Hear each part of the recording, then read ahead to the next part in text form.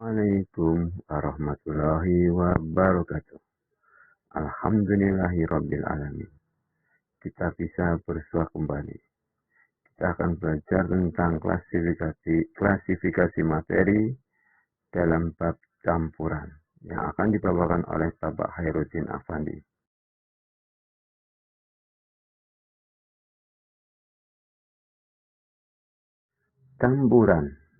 Campuran antara zat padat dan zat cair dibagi menjadi dua. Yang pertama adalah campuran homogen. Ciri-cirinya: 1.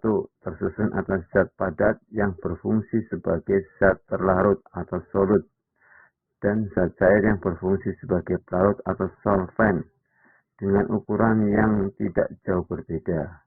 Yang kedua, bening dan tembus cahaya.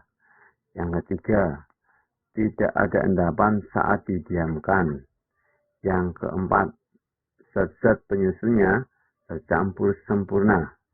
Contohnya yaitu campuran air dengan alkohol, air dengan gula, dan air dengan sirup.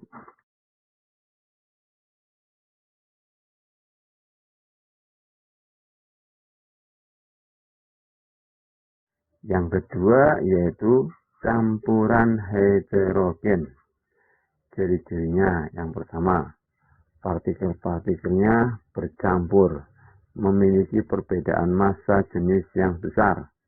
Yang kedua, keruh dan tidak tembus cahaya. Yang ketiga, terdapat endapan saat didiamkan. Dan yang terakhir, percampurannya tidak merata. Contohnya yaitu campuran air dengan pasir, susu, darah, asam, dan lain sebagainya.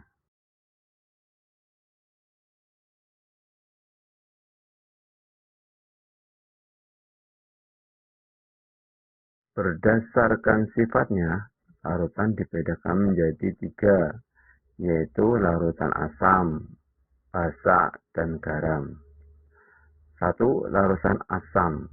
Ciri-cirinya: berasa asam, bersifat korosif, memerahkan kertas lakmus biru, menghasilkan ion H positif saat dilarutkan ke dalam air, memiliki pH kurang dari 7.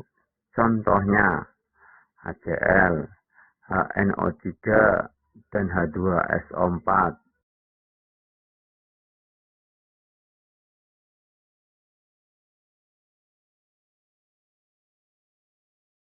Yang kedua, basa.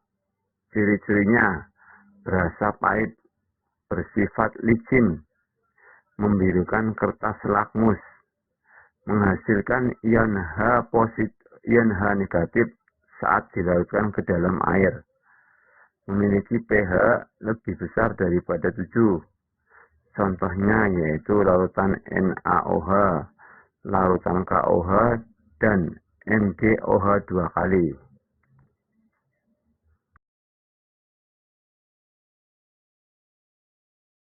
Yang ketiga, garam. Garam ini terbuat dari larutan asam dan basa. Larutan garam bersifat netral, pH-nya sama dengan 7. Contoh larutan garam yaitu larutan NaCl, NH4Cl, dan lain sebagainya. Indikator asam dan basa. Ini ada 3 indikator.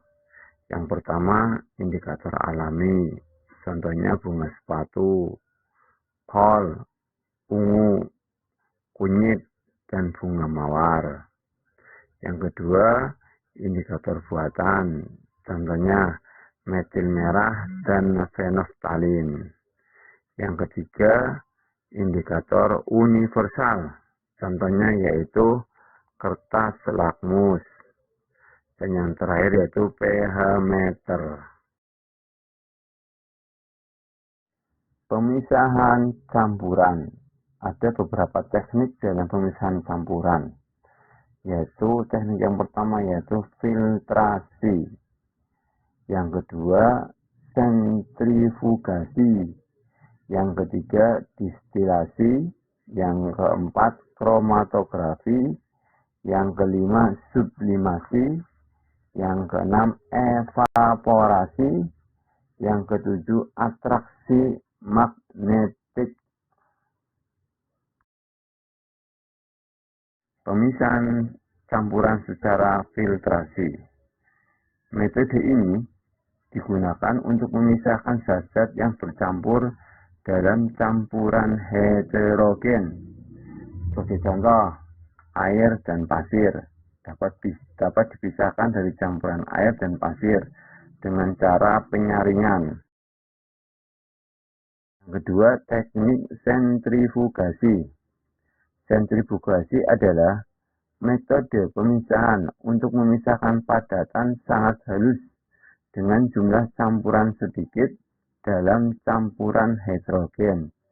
Contohnya yaitu pemisahan sel-sel darah merah dapat dipisahkan dari plasma darah.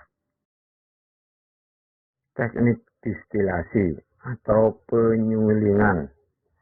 Distilasi merupakan proses pemisahan zat cair dari campurannya berdasarkan perbedaan titik-titik zat yang bercampur sehingga dapat menguap. Setiap zat akan terpisah.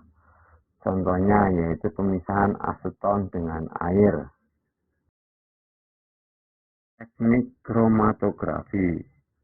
Kromatografi adalah metode pemisahan zat-zat yang bercampur dalam campuran yang didasarkan pada perbedaan kecepatan merambat antara partikel-partikel zat yang bercampur dalam suatu medium diam ketika dialiri suatu medium gerak.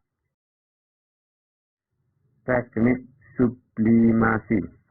Sublimasi adalah metode pemisahan campuran yang didasarkan pada campuran zat yang memiliki suatu zat yang dapat menyublim atau berubah wujud padat ke wujud gas, sedangkan zat yang lainnya tidak dapat menyublim.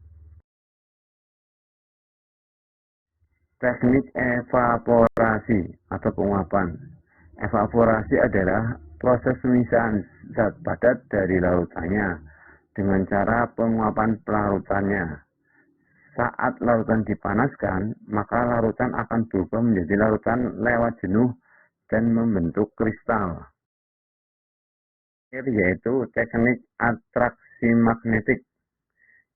Atraksi magnetik adalah metode pemisahan campuran materi yang didasarkan pada perbedaan sifat kemagnetannya zat-zat penyusun campuran.